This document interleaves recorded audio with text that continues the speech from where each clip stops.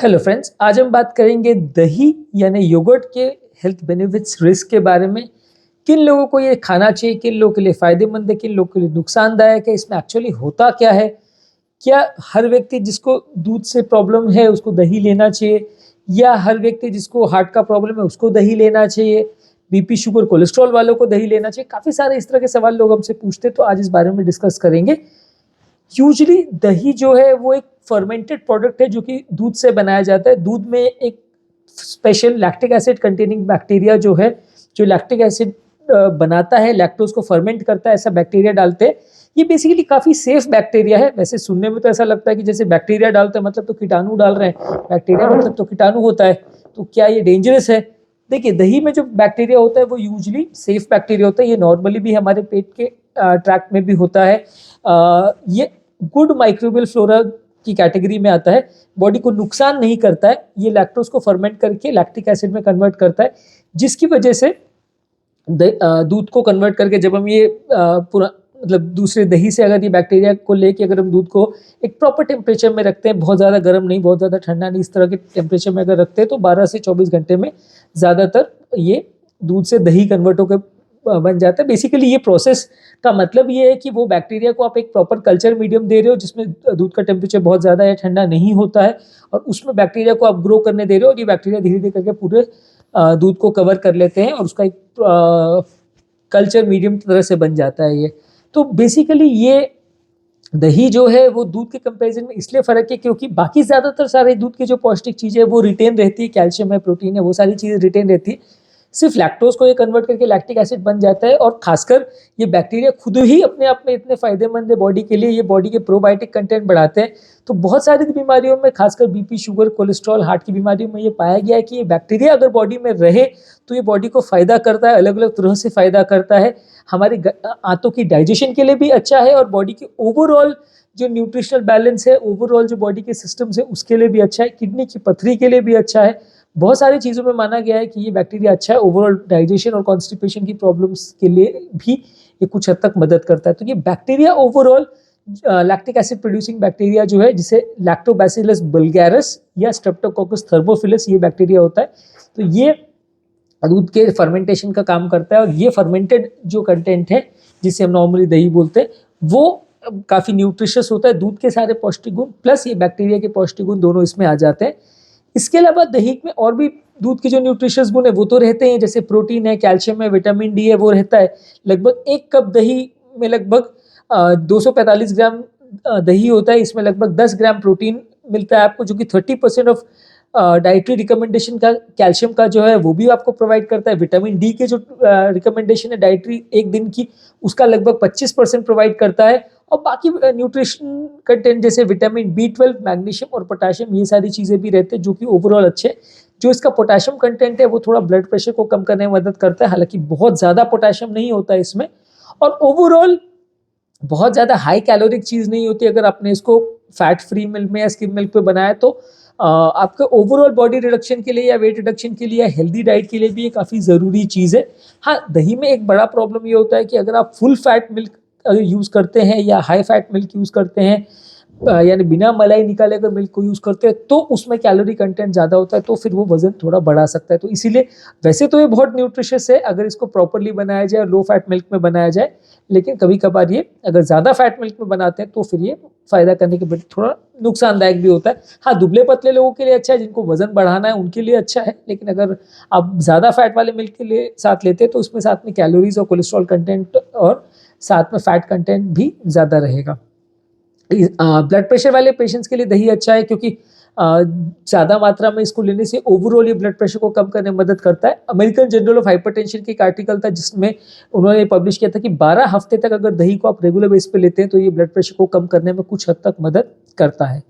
Weight reduction के लिए भी अच्छा है, हाई सोर्स ऑफ प्रोटीन है। अगर फैटलेस मिल्क के साथ या फैट फ्री मिल्क के साथ बनाते हैं, पेट को ये काफ़ी देर तक भरा भरा रखता है, जिससे आपकी भूख कम हो जाती है, ओवरऑल खाना खाने की इच्छा कम हो जाती है।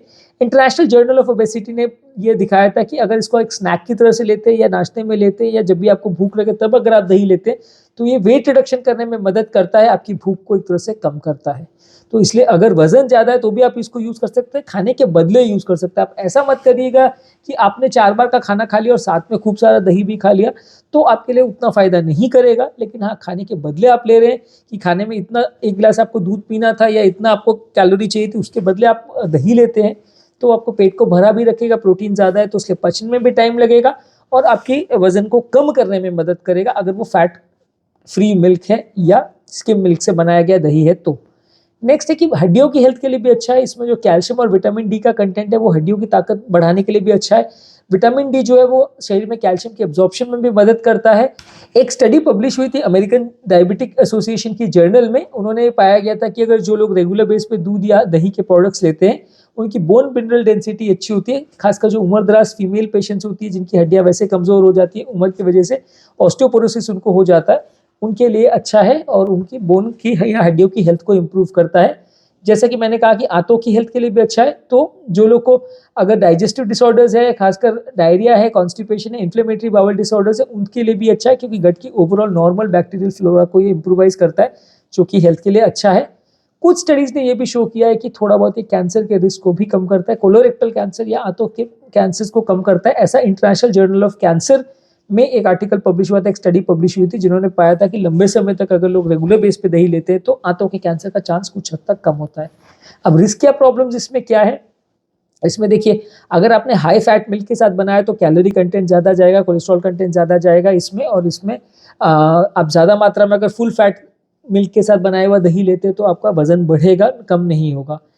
कुछ लोग को इसकी जो लैक्टोज इंटॉलरेंस वाली जो पेशेंट्स होते हैं उनको थोड़ा प्रॉब्लम होती है, उनको कई बार दही खाने के बाद भी वो उसको टॉलरेट नहीं कर पाते। हालांकि कंपैरेटिवली लैक्टोज इंटॉलरेंस पेशेंट को दूध के कंपैरिजन में दही को टॉलरेट करना ज़्यादा इजी पड़ता है, लेकिन फिर भी कई लैक्टोज इंटॉलरेंट पेशेंट होते हैं जो उतना अच्छे से इसको नहीं पचा पाते, तो उनको फिर भी इसको खाने के बाद डायरिया हो सकता है, बहुत ज़्यादा गैस हो सकता है, ब्लोटिंग हो सकता है, वो दिक्कत करता है।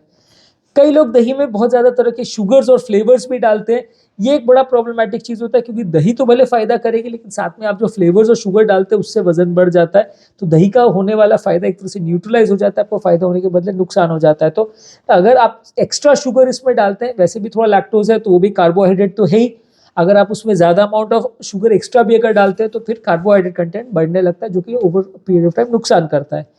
कुछ लोगों को दही या दूध से एलर्जी हो सकती है, उनको अगर ज़्यादा मात्रा में दही दी जाए तो उनको थोड़ा एलर्जिक हो सकता है, रिस्पॉन्स हो सकता है, जिसमें आपको चकत्ते वगैरह भी पड़ सकते हैं, स्वेलिंग हो सकती है, सांस लेने में तकलीफ हो सकती है। वो रेयर है लेकिन हो सकता है जिनको भी। दही के साथ कई बार लोग बहुत ज़्यादा एडेड इंग्रेडिएंट्स लेते हैं दही को, जैसे हम रायता बना रहे हैं या दही का अगर हम फ्रूट सैलेड वगैरह में यूज़ कर रहे हैं या फ्रूट्स के साथ यूज़ कर रहे हैं, तो वो एडेड इंग्रेडिएंट्स कई बार आप क्या डालते हैं, कई बार उसकी प्रॉपर्टीज़ के ऊपर भी डिसाइड होता है कि लोग को कितना फ़ायदा होगा, नुकसान होगा। कई बार लोग उसमें फ्लेवर्स डालते हैं, कई बार उसमें कलर्स डालते हैं जो कि हेल्थ के लिए बहुत अच्छे नहीं होते हैं।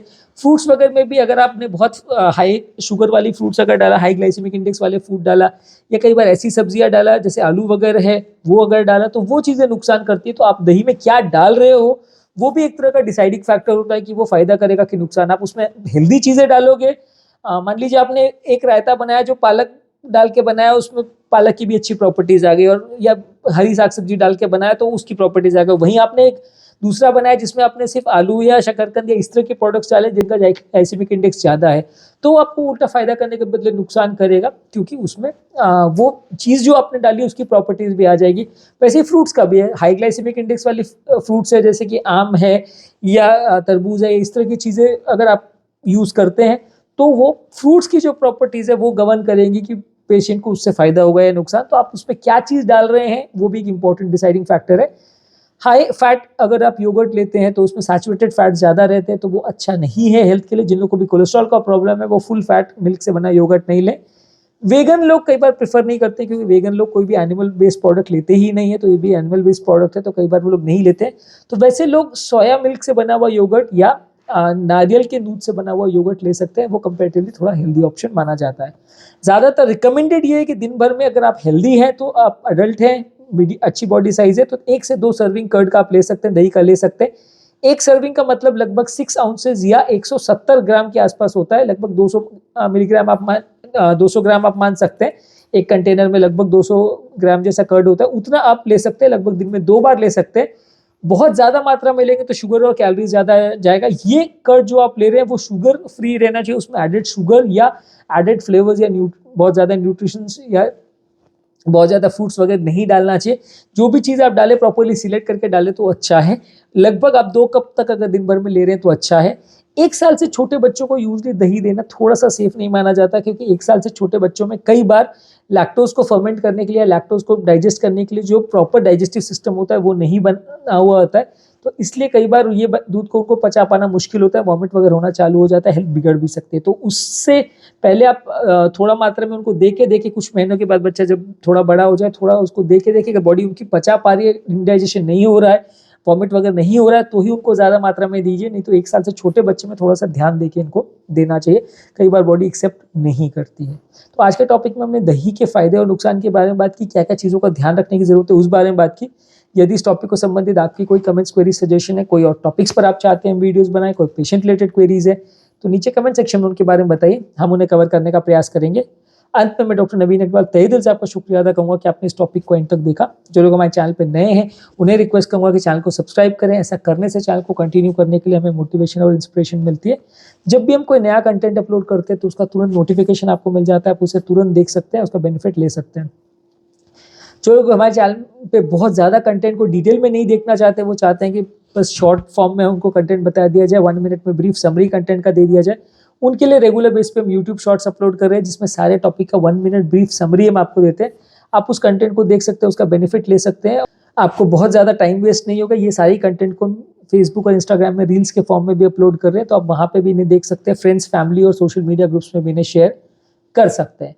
जो लोग हमारे चैनल पे जिन्हें कंटेंट ढूंढने में दिक्कत आती है कि हज़ारों वीडियो, हमारे मतलब का कंटेंट कहाँ है, हम कैसे ढूंढे कि हमारी हेल्थ से रिलेटेड अच्छे टॉपिक्स कहाँ पे, तो उनके लिए सारे टॉपिक्स को या सारे चैनल को हमने प्लेलिस्ट में डिवाइड किया है। BP, sugar, cholesterol, heart attack, angioplasty सबके बने हुए प्लेलिस्ट है। जिस भी तरह का टॉपिक आप देखना चाहते हैं उसके प्लेलिस्ट पे जाइए, लिंक मैं डिस्क्रिप्शन बॉक्स और कमेंट सेक्शन में छोड़ दे रहा हूँ। वहाँ पे आप जाएंगे तो आपको ज़्यादा रेगुलर कंटेंट मिलेगा, ज़्यादा अच्छा कंटेंट मिलेगा, ज़्यादा ढूंढने की जरूरत नहीं मिलेगी, ज़्यादा टाइम वेस्ट नहीं होगा।